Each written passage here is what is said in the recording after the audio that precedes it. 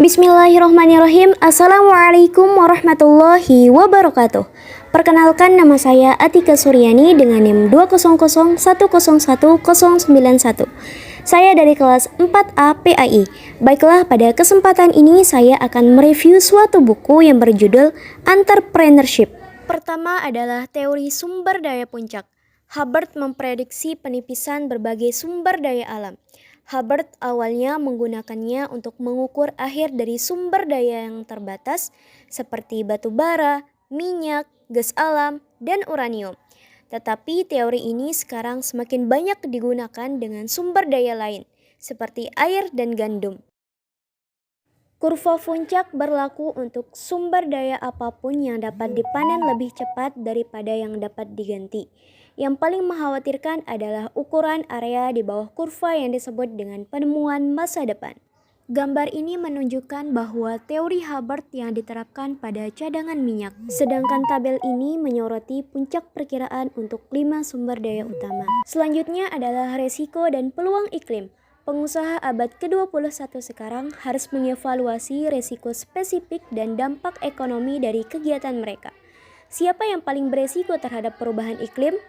Dan ada berbagai jenis risiko, yaitu yang pertama adalah risiko fisik. Ini adalah dampak langsung dari peristiwa terkait cuaca, termasuk ketersediaan air, tingkat curah hujan, permukaan laut, kerusakan properti, kerugian aset, penyakit atau penyakit terkait panas, regulasi operasi yang dipaksakan, dan juga termasuk kenaikan harga komoditas. Yang kedua adalah risiko persaingan. Jika perusahaan tidak mengambil tindakan untuk mengurangi risiko iklim, maka mereka dirugikan secara kompetitif.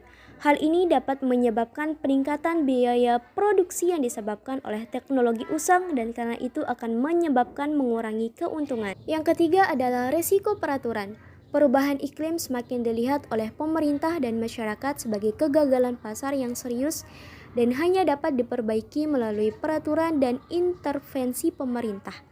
Perusahaan wirausaha harus menyesuaikan diri dengan undang-undang dan peraturan baru yang menciptakan kerugian kompetitif karena tidak kepastian peraturan menyulitkan perencanaan di depan. Yang keempat adalah risiko litigasi. Regulasi yang lebih besar menghasilkan lebih banyak litigasi. Tidak diragukan lagi akan ada tindakan pengadilan terhadap penghasil emisi, tantangan yang terkait dengan pajak dan kontrol karbon, serta pengawas. Selanjutnya adalah ekologi kewirausahaan. Lebih dari 25 tahun yang lalu, sebuah komisi yang dipimpin oleh Perdana Menteri Norway Gro Harlem Brundtland didirikan oleh Komisi Dunia untuk Lingkungan dan Pembangunan PBB untuk mengeksplorasi keadaan sistem alam dunia dan memberikan pandangan untuk kesehatan lingkungan global. Laporan berjudul Masa Depan Kita Bersama menguraikan situasi yang tidak menyenangkan di mana populasi dunia hidup jauh di luar kemampuan planet ini untuk mengisi kembali sumber daya alam, menyerap polusi, dan mengatur kondisi iklim penting seperti suhu. Ekologi kewirausahaan berfokus pada kombinasi berkelanjutan antara lingkungan dan kewirausahaan. Ide utamanya adalah bahwa ada paralel antara sistem alami dan sistem kewirausahaan. Ekologi kewirausahaan menggeser proses kewirausahaan dari sistem linier, di mana investasi sumber daya dan modal bergerak melalui sistem menjadi limbah. Gambar ini menunjukkan bahwa pengusaha yang tidak berkelanjutan mengekstraksi sumber daya yang sangat besar sehingga menghabiskan bumi. Thanks for watching. See you in the next video. And the last I say, wassalamualaikum warahmatullahi wabarakatuh.